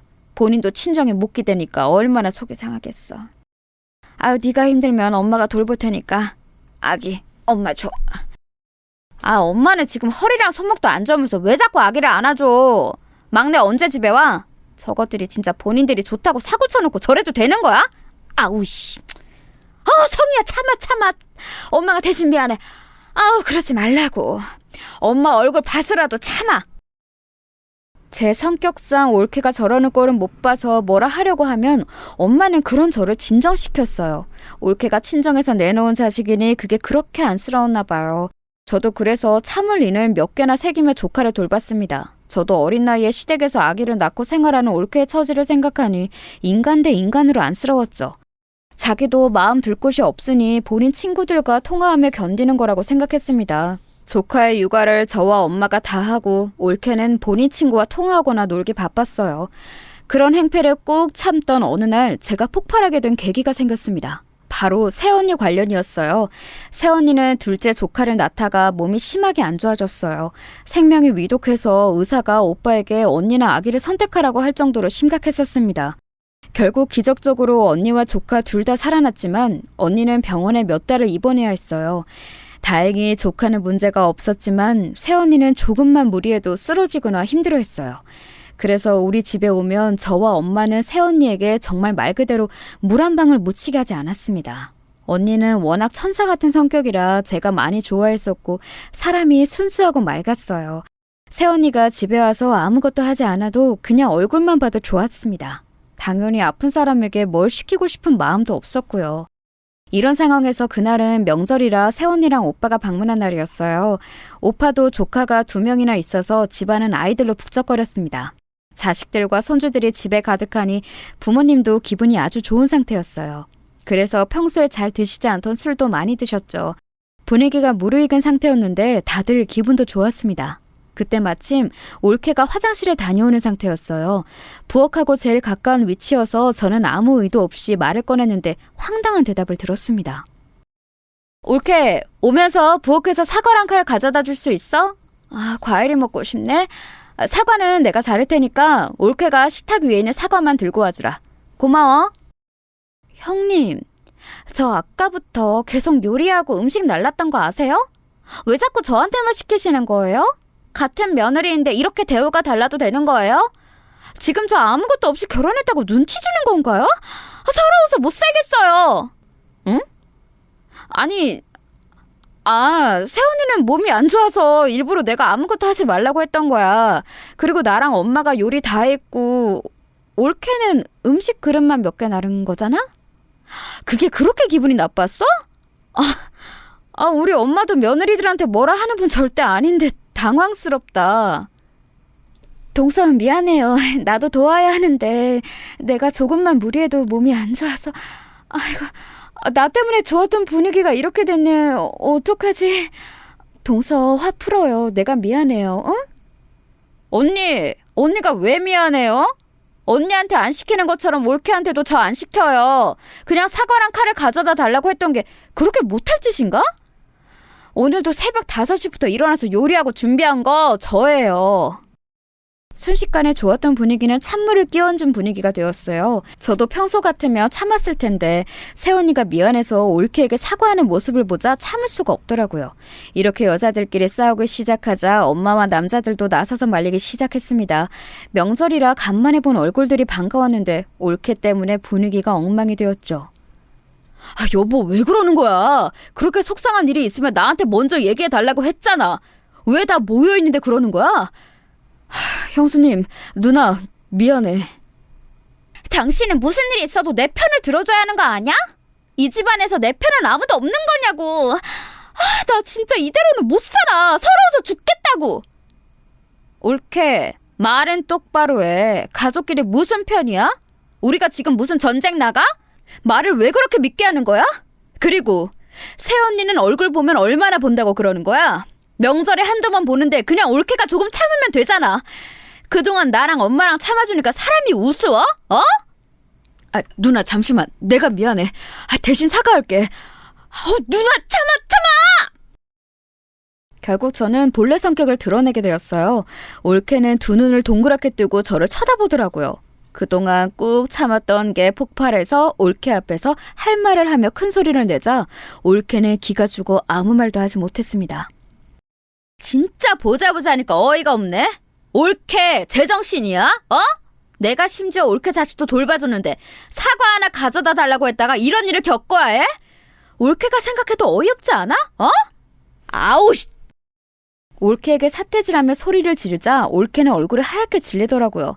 다른 사람들은 제 성격을 이미 알고 있었는데 올케는 제가 그렇게 난리치는 것을 처음 보는 상황이었어요. 결국 첫째 오빠와 막내 동생이 저를 방으로 데려가 진정시켰습니다. 천사 같은 새언니는 중간에서 난처한 얼굴을 하며 눈물까지 보였죠. 이 사건이 일어나고 올케와 저는 서로 어색한 상태로 지내게 되었습니다. 저도 올케도 서로 사과하지 않았어요. 서먹한 상태로 지내던 어느 날 남편에게 연락이 왔습니다. 성희, 나야. 이제 애들도 학교에 입학할 때가 되었으니 미국에 오는 게 어때? 부모님도 성희랑 우리 아이들 많이 보고 싶어해. 당연히 나도 우리 가족들 보고 싶어. 애들이 미국에 오더라도 방학마다 한국에 가기로 약속할게. 케빈, 안 그래도 내가 연락하려고 했어. 나도 이제 미국 다시 가고 싶어. 애들 데리고 다음 달에 들어갈게. 애들도 아빠 많이 보고 싶어 하더라고. 나도 당신하고 같이 살고 싶어. 사실 우리 아이들이 혼혈이라 어디를 가더라도 주목을 많이 받던 상태였어요. 그리고 태어난 곳이 미국이라 한국어가 조금 서툴기도 했습니다. 그래서 아이들이 적응을 잘하는 상태는 아니었어요. 마침 올케와도 매우 어색한 상태라 아이들도 눈치를 보던 상황이었거든요. 그래서 저는 미국으로 돌아갈 준비를 시작했습니다. 그런데 한 가지 문제가 발생했어요. 바로 우리 부모님의 건강이었습니다. 부모님이 나이가 들며 두 분이 병원도 많이 가고 몸이 쇠약해지셨어요. 특히 아빠는 암까지 걸리셔서 집에서 간호가 필수였습니다. 누나, 내가 어차피 모시고 사니까 책임지고 엄마랑 아빠 돌볼게. 그러니까 너무 걱정하지 말고 미국 가. 무슨 일 생기면 반드시 연락할 테니까 그건 걱정하지 말고. 혹시라도 엄마랑 아빠가 돈 때문에 병원에 가기 힘들어하면 언제든지 말해. 그리고 누나가 너무 미안하니까 미국에서 생활비도 너 월급만큼 보낼게. 그러니까 올케랑 부모님 잘 부탁해. 알겠지? 알겠어. 아내도 저번에 그 이후로 누나랑 부모님한테 미안했는지 계속 얘기 꺼내더라. 누나도 미국 가서 매형하고 애들하고 행복하게 살아. 어차피 명절 때는 한국에 올 거라며? 몸 조심히 가고 무슨 일 있으면 누나도 꼭 연락해줘. 알겠어. 나도 올케한테 부모님 맡기고 가는 거 마음이 좋지는 않아. 고맙게 생각하고 있으니까 성민이 네가 올케한테 말 잘해줘. 오빠랑 새언니도 너희 부부에게 미안하게 생각하더라. 저는 아이들을 데리고 미국으로 다시 갔고 거기서 케빈의 도움으로 잘 정착할 수 있었어요. 케빈은 우리 부모님의 건강 상태를 듣더니 매달 소정의 돈을 남동생에게 보냈습니다. 우리 부모님을 그렇게 챙겨줘서 얼마나 고마웠는지 몰라요. 엄마, 몸은 어때? 괜찮아? 올케가 잘 챙겨주고 있어? 내가 옆에 있어야 하는데 미안해. 병원 갈 때 무조건 택시 타고 가. 그러라고 내가 돈 보내주고 있는 거니까. 알겠지? 그럼 걱정하지 마. 엄마 잘 지내고 있어. 오늘도 막내가 나랑 네 아빠 데리고 병원 데려간다고 하더라. 확실히 늙으니까 몸이 예전 같지 않아. 너야말로 잘 지내고 있는 거지? 케빈은 어때? 우리 애들도 보고 싶네. 아유, 우리야 너무 잘 지내서 아무 소식이 없어. 엄마가 예전에 말했던 평화롭고 평범한 생활을 하는 중이야. 오히려 너무 단조로워서 문제라니까? 애들도 확실히 예전보다 적응도 잘하고 나는 문제가 없어. 그렇다면 다행이네. 성희야, 엄마 이제 병원 갈 준비해야 해서 이만 끊을게. 케빈에게 안부 전해줘. 엄마가 아빠한테도 너한테 연락 왔다고 얘기할게. 다음에 다시 연락하자. 미국에 와서도 저는 부모님과 연락을 꾸준하게 주고받았어요. 올케가 불편할 수도 있어서 직접적인 연락은 주고받지 않았고 엄마나 남동생을 통해 안부를 전했습니다. 늙은 부모님을 모시고 사는 게 쉽지 않다는 것을 저도 이미 알고 있었어요. 그래서 매달 보내는 돈 이외에도 주기적으로 값비싼 선물을 보냈습니다. 성민아, 이번 방학 때 지연이 여기로 보낸다고 했지? 누나가 케빈하고 얘기했는데 네 매형도 환영이래. 그러니까 지연이 걱정하지 말고 누나가 책임질 테니까 보내. 혹시 몰라서 얘기하는데 경제적인 그런 거는 신경 쓰지 마. 누나, 진심으로 고마워. 이렇게 지연이 방학 때마다 무료로 누나네 집에 보내면서 지연이가 영어가 많이 늘었어. 이 은혜를 어떻게 갚아야 할지 모르겠어. 그리고 지연이가 미국 가는 것을 너무 좋아해. 확실히 한국하고 문화가 달라서 그런가 봐. 나중에 지연이가 혹시라도 유학하고 싶다고 하면 얘기해. 누나 집에서 보내면 되잖아. 가족이 서로 좋다는 이유가 뭐니? 이렇게 서로 돕고 사는 거지. 게다가 네가 올케랑 늙은 부모님도 돌보고 있으니까 누나가 오히려 더 고마워. 안 그래도 아내가 부모님을 잘 돌보는 것 같아서 나도 좋아. 나한테 자기가 알아서 할 테니 전혀 신경 쓰지 말라고 하더라. 덕분에 회사 일에 집중할 수 있어. 나도 아내가 저렇게 변할 줄은 몰랐어. 고마운 마음에 조카가 한국에서 방학마다 미국에 오면 우리 집에서 무료로 재워주기도 했어요. 재워주기만 했을 뿐만 아니라 우리 아이들과 같이 놀이공원이나 공원에 데려가기도 했습니다. 올 때마다 맛있는 것을 먹이고 최대한 할 수 있는 모든 것을 해주었어요. 케빈도 조카가 오면 진심으로 친절하고 다정하게 대해주었죠. 이건 다 올케가 우리 부모님을 전적으로 돌봐서 고마운 마음에서 나온 행동이었습니다. 그런데 이렇게 지낸 지 몇 년이 지나고 믿기 힘든 일이 일어났어요. 시간이 흐르며 부모님의 건강은 더욱 안 좋아지기 시작했습니다. 실제로 제가 한국에 가면 부모님이 확 늙어 있어 속상했어요. 저는 그래서 올케가 당연히 우리 부모님을 돌봐주는 것에 대해 미안하고 고마웠습니다. 매달 보내는 돈 이외에도 수도 없이 선물을 보내고 갈 때마다 거액의 돈을 주고 왔어요. 이런 생활이 지속되던 어느 날이었습니다. 엄마에게 먼저 연락이 오는 경우는 잘 없는데 전화가 울려 받았더니 엄마였어요. 엄마, 무슨 일이야? 엄마가 먼저 연락도 하고 너무 좋다. 이따 케빈 오면 같이 있을 때 연락하려고 했었는데. 아무튼 혹시 안 좋은 일이 있는 거 아니지? 성희야, 우리 딸 너무 보고 싶다, 성희야. 엄마 너랑 살고 싶어. 엄마? 왜 울어? 엄마 어디 아픈 거야? 내가 빨리 성민이한테 연락해서 엄마 병원 데리고 가라고 할까? 엄마 왜 그래? 일단 진정하고 침착하게 말해봐. 내가 그동안 꼭 참았는데 이제 도저히 못 버티겠어, 성희야. 막내 며느리가 네 아빠랑 나한테 너무 못되게 굴어서 살 수가 없다. 이러다가 나 진짜 아무 말도 못하고 요양원에 보내질 것 같아서 무서워. 지금도 며느리가 집에 없어서 이렇게 연락하는 거야. 나 너무 서럽고 더는 못 버티겠어. 너의 아빠도 불쌍해. 뭐라고? 엄마 지금 그게 무슨 소리야? 올케가 엄마랑 아빠한테 못되게 군다고? 내 앞에선 착하게 챙기던데? 내가 그래서 한국 갈 때마다 감동했었잖아. 엄마 자세히 말해봐. 나 지금 믿을 수가 없어서 그래. 올케가 대체 무슨 짓을 한 거야? 그거 다 연기고 가식이야. 아들이 없고 집에 우리만 있으면 자꾸 꼬집고 욕하고. 그래, 늙었으면 그냥 빨리 뒤지라고 하고 귀찮게 하지 말고 요양원으로 꺼지래. 나 진짜 서러워서 살 수가 없어. 네 아빠는 누워만 있는데 종일 저런 폭언을 듣고 있어. 불쌍해. 저는 엄마의 말을 듣고 그만 전화기를 놓치고 말았어요. 인생 살면서 그렇게 놀랐던 날이 없었습니다. 배신감에 온몸이 바들바들 떨리기 시작했어요. 다시 전화기를 주워 엄마와 대화하는데 믿을 수가 없었습니다. 엄마, 그거 진짜지? 나 지금 당장 비행기표 끊을 거야. 내가 그동안 올케한테 해준 게 얼마인데 어떻게 그럴 수가 있지? 이렇게 배신해도 되는 거야?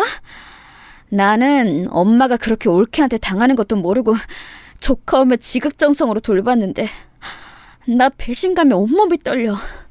엄마, 기다려. 저는 진짜로 전화를 끊자마자 바로 한국에 가는 비행기표를 끊었습니다. 케빈에게 전화를 걸어 상황을 설명했더니 케빈도 아이들은 걱정하지 말고 친정으로 가라고 했어요. 저는 공항에 가서 출발하기 전에 한국에 있는 오빠에게 전화를 걸었습니다. 오빠, 새언니랑 같이 내일 우리 집으로 와. 나 지금 한국 가는데 절대 아무에게도 알리지 말고 나랑만 연락해. 막내한테도 아무 말도 하지 마. 그냥 묻지 말고 궁금해도 일단 내일 집으로 와. 오면 무슨 말인지 알게 될 거야. 한국으로 가는 내내 저는 진정하려고 애를 썼습니다. 심호흡하고 아무리 진정하려 해도 손이 계속 떨리더라고요. 결국 인천공항에 도착하자마자 청심환을 2개나 사서 먹었습니다. 바로 친정으로 아무 언질도 없이 그대로 택시를 타고 달려갔어요. 오빠네 부부에게 연락했더니 곧 도착한다 해서 같이 조용히 초인종도 누르지 않고 들어갔습니다. 그리고 엄마의 말이 사실인 것을 알게 되었어요. 이 늙은이들아, 늙었으면 빨리 죽으라고. 아, 귀찮아. 아니다, 죽으면 내가 돈을 못 받으니까 확 요양원에 보내던지 해야지. 아, 그리고 네 딸 올 때만 내가 요양원에서 데리고 오면 되잖아? 올케는 우리가 들어온 것을 모르고 있었어요. 제가 정말 놀랐던 점은 심지어 올케는 아픈 우리 엄마에게 집안일을 시키고 있다는 점이었어요. 본인은 소파에 누워있고 우리 엄마는 아픈 몸으로 열심히 바닥을 닦고 있었죠. 그 모습을 보자마자 저는 올케에게 달려들었습니다. 깜짝이야! 어머! 형님! 어머머머머! 잠시만요! 이거 녹화 말씀하세요! 내 머리! 형님! 미친 듯이 달려들어 올케의 머리채를 잡고 흔들었어요. 엄마는 우리가 방문한 것을 보고 울음을 터뜨리셨습니다. 아니, 이게 무슨 일이야? 재수씨 미쳤어요? 지금 우리 부모님을 이런 식으로 대한 거예요? 아, 우리는 그것도 모르고 매달 돈을 보냈던 거고? 아, 엄마, 진작 말했었어야지. 우리 엄마, 불쌍한 우리 아빠. 동서, 그렇게 안 봤는데 진짜 무서운 사람이네요. 이런 식으로 시부모님을 대하고 있었어요? 어떻게 사람이 그래요? 사람 대 사람으로 어른한테 이러면 안 되는 거잖아요. 어머님, 저희 집으로 가요. 아이고, 우리 새끼들이 왔구나. 아유, 내 자식들. 내가 너무 서러워서 살 수가 없어. 막내 아들이 없으면 이렇게 나를 구박해. 네 아빠는 누워만 있는데 잘 챙겨주지도 않아. 올케의 머리를 잡고 저는 미친 듯이 퍼붓기 시작했어요. 욕설과 함께 난리를 피우니 올케는 엉엉 울며 빌었습니다. 지금 네가 한 행동 내가 다 녹음했어. 나 절대 그냥 안 넘어가. 내 동생한테 다 말할 거야. 너 친정도 없어서 갈 곳도 없지? 이혼당해서 어디 혼자 살아봐. 감히 우리 부모님한테 저렇게 대?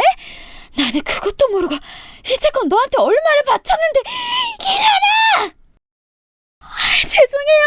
제가 죄송해요. 형님, 한 번만 봐주세요. 제가 미쳤었나봐요. 저 다시는 안 그럴게요. 제발요. 저 이혼당하면 갈 곳이 없어요. 제발, 제발요. 저 이대로 쫓겨나면 할 수 있는 것도 없어서 아무것도 하지 못해요. 그러게 잘했어야지. 이자껏 받을 동안은 우리 부모님 잘 챙겨주지도 않았으면서 말이 많아. 이 망할 년아, 당장 나가.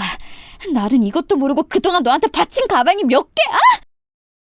마침 오빠와 새언니가 같이 가서 증인도 많았어요. 이 사태를 남동생에게 알리니 남동생도 난리가 났습니다. 당신이 어떻게 이럴 수가 있어? 나는 그것도 모르고 이제껏 당신에게 우리 부모님을 맡긴 거야? 자기가 알아서 할 테니 아무 걱정하지 말라고 했잖아. 이혼해. 나 당신하고는 못 살아. 지연이는 내가 키울 테니까 당장 우리 집에서 나가! 여보, 내가 잘못했어. 제발. 나 다시는 안 그럴게. 제발. 나 이혼당하면 어디로 가? 길거리에서 살아야 해. 제발, 제발. 형님, 어머님, 제가 잘못했어요. 용서해주세요. 올케는 손이 닳도록 싹싹 빌기 시작했어요. 하지만 가족들은 이미 그 광경을 봤으니 마음을 돌리지 않았습니다. 특히 남동생이 아내에 대한 배신감이 아주 심했어요. 알고 봤더니 본인이 알아서 다 챙길 테니까 동생 보고 신경 쓰지 말라고 했더라고요. 그러면서 받을 돈은 다 받고 있었던 거예요. 모든 사실이 탄로나고 실제로 남동생과 올케는 그대로 이혼하게 되었습니다.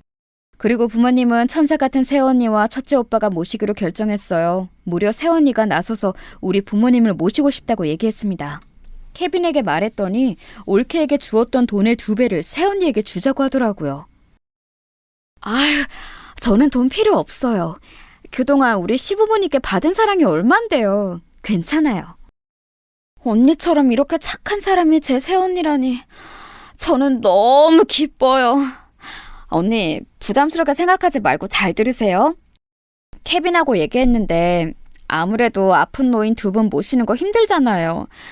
고급 아파트를 새로 사드릴 테니 거기 들어가서 사세요.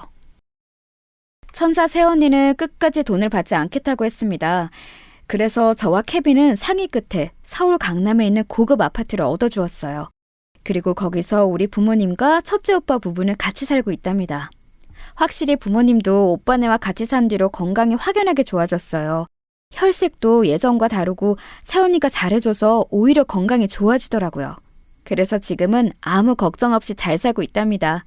올케는 어디서 뭐를 하고 지내는지는 모르겠지만 솔직한 심정으로는 잘 살지 못했으면 좋겠어요. 우리 부모님한테 했던 짓을 떠오르면 평생 거지처럼 살길 바랍니다. 여기까지가 제가 준비한 사연인데요.